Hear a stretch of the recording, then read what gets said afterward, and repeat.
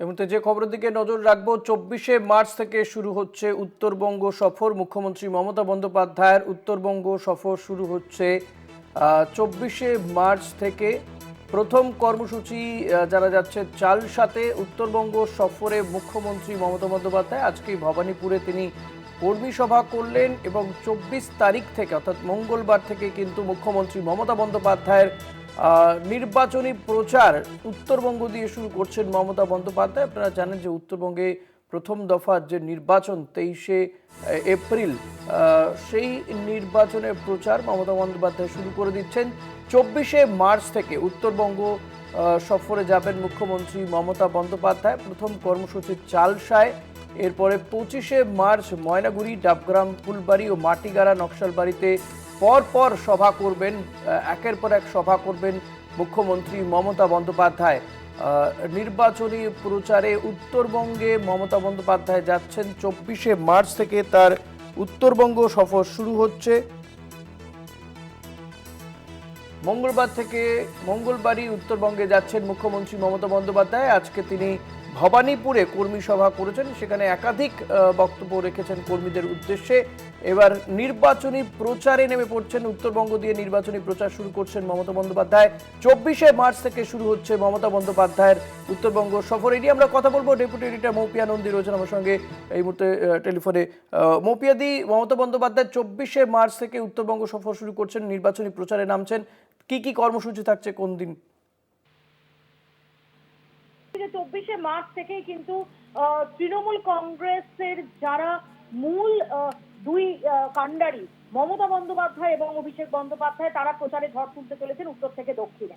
এবং মমতা বন্দ্যোপাধ্যায় তিনি আজকে ভবানীপুরে যে কর্মী সভা করেছেন, সেই কর্মী সভার পর একই সঙ্গে এটা স্পষ্ট যে ভবানীপুরের আজকের কর্মী সভার পর তিনি জোর কদমে উত্তর থেকে দক্ষিণ প্রচার শুরু করে দিতে চান এবং 24শে মার্চ থেকে শুরু হচ্ছে তার এই ঝোড়ো প্রচার। এবং সেখানে যদি আমরা দেখি যে যে তালিকা আমরা পাচ্ছি ঋষি এই মুহূর্তে দাঁড়িয়ে, যে 24শে মার্চ জ্যোতি আশ্রম চালসার জ্যোতি আশ্রম চার্চ, সেখানে তিনি সভা করবেন।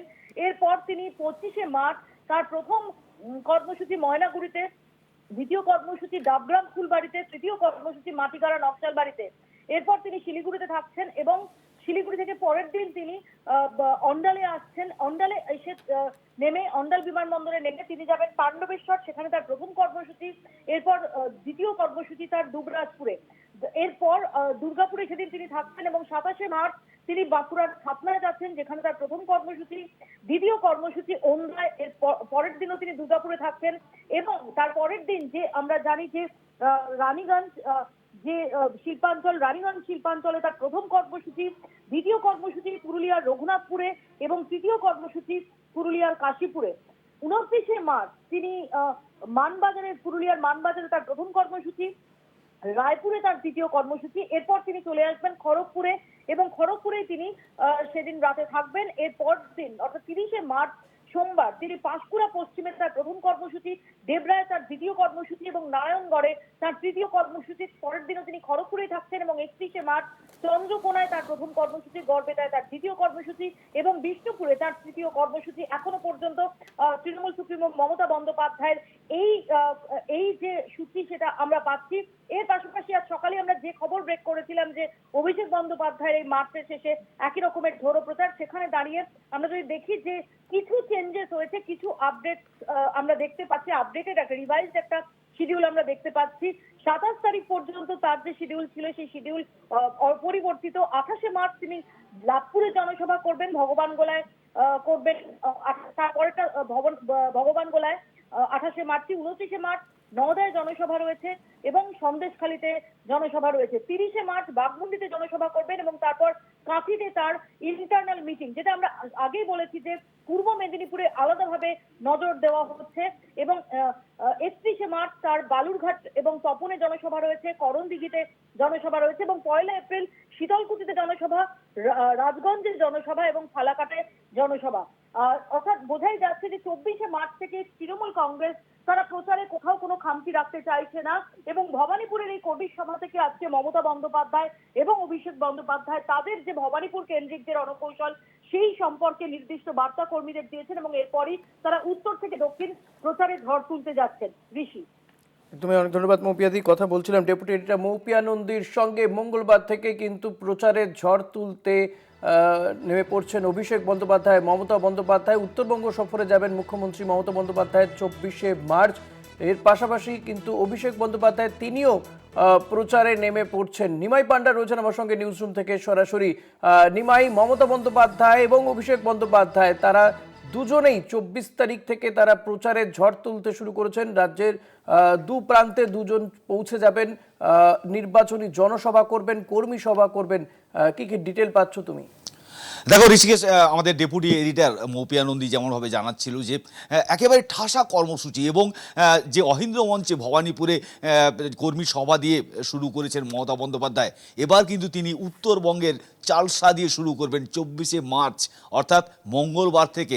একেবারে রীতিমতো প্রতিদিন ঠাসা প্রচার কর্মসূচি রয়েছে মমতা বন্দ্যোপাধ্যায় এবং তার সঙ্গে যে অভিষেক বন্দ্যোপাধ্যায় তিনিও প্রচারে নেমে পড়বেন। এবং বুঝতেই পারছেন যে এই ভোট রীতিমতো এসআইএর পরিস্থিতির পর এই ভোট কিন্তু যথেষ্ট গুরুত্বপূর্ণ এবং তৃণমূলের কাছে কিন্তু খুব চ্যালেঞ্জিংও, যদিও তৃণমূল জিতবে বলে আত্মবিশ্বাসী, কিন্তু মমতা বন্দ্যোপাধ্যায় বা অভিষেক বন্দ্যোপাধ্যায় এক্ষেত্রে কোনো খামতি রাখছেন না। এবং তোমাকে যেটা জানাবো যে কীভাবে মমতা বন্দ্যোপাধ্যায় 24শে মার্চ থেকে শুরু করছেন এই প্রচার এবং কবে কোথায় থাকছেন। এবং 24শে মার্চ তিনি জ্যোতি আশ্রম চার্চ চালসায় জনসভা করবেন এবং সেদিনকে তিনি চালসাতে থাকবেন।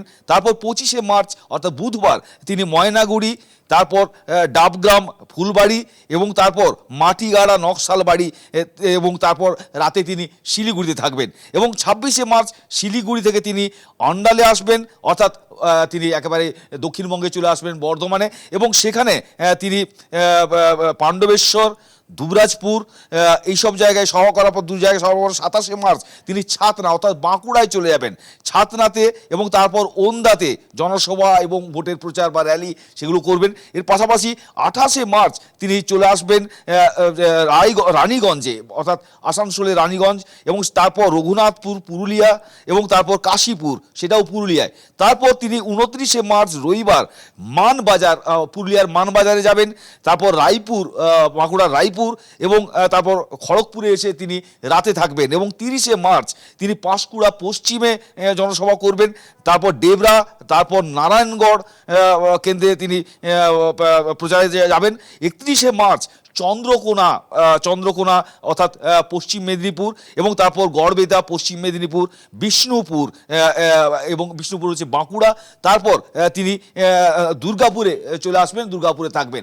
বুঝতে পারছো যে 31শে মার্চ পর্যন্ত মমতা বন্দ্যোপাধ্যায় একেবারে ঠাসা কর্মসূচি, উত্তরবঙ্গ থেকে শুরু করে তিনি চলে আসবেন দক্ষিণবঙ্গে এবং একসঙ্গে বর্ধমান, তারপর বাঁকুড়া, পুরুলিয়া, পশ্চিম মেদিনীপুর, আসানসোল, পশ্চিম বর্ধমান, এই সমস্ত জায়গা তিনি ঘুরে বেড়ান। তারপর তার আগে তোমাকে উত্তরবঙ্গের কথা বলছিলাম।